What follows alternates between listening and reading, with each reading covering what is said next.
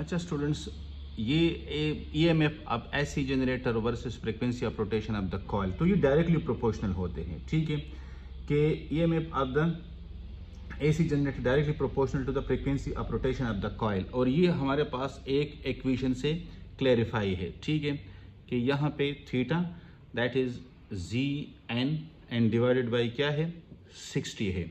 अब यहाँ पे हमारे पास ये थीटा क्या शो कर रहा है, ये शो कर रहा है मैग्नेटिक फ्लक्स। क्या है हमारे पास मैग्नेटिक फ्लक्स। यहाँ पे Z क्या शो कर रहा है, ये हमारे पास शो कर रहा है number of turns of the coil, तो number of turns of coil.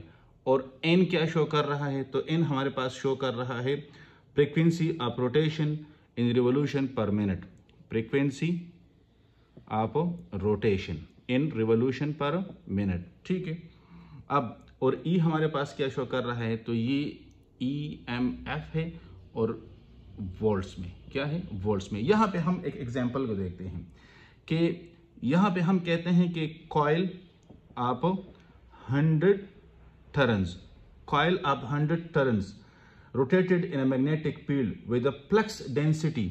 अब इसकी जो फ्लक्स डेंसिटी कितनी है, यहाँ पे ये आ गया है 100, और हमारे पास जो फ्लक्स डेंसिटी है वो कितनी है, वो है हमारे पास 0.5 WB। ठीक है, the coil rotates at a speed of 300 RPM, तो स्पीड हमारे पास कितनी है 300 बल्कि 3000 RPM है। अब हमसे क्या कह रहे हैं, कह रहे हैं कि आप EMF इंड्यूस को मालूम करें, EMF इंड्यूस को मालूम करें। तो यहाँ पे आपने क्या फार्मूला आपने लिख दिया कि थीटा ZN डिवाइडेड बाई 60। अब यहाँ पे आपके पास थीटा कितना है, तो वो आपको दिया है कि 0.5 WB। यहाँ पे आपके पास Z कितना है, तो Z आपके पास है 100 टर्न्स, कितने हैं 100 टर्न्स। और आपके पास N कितना है, तो N आपको 3000 RPM गिवन है।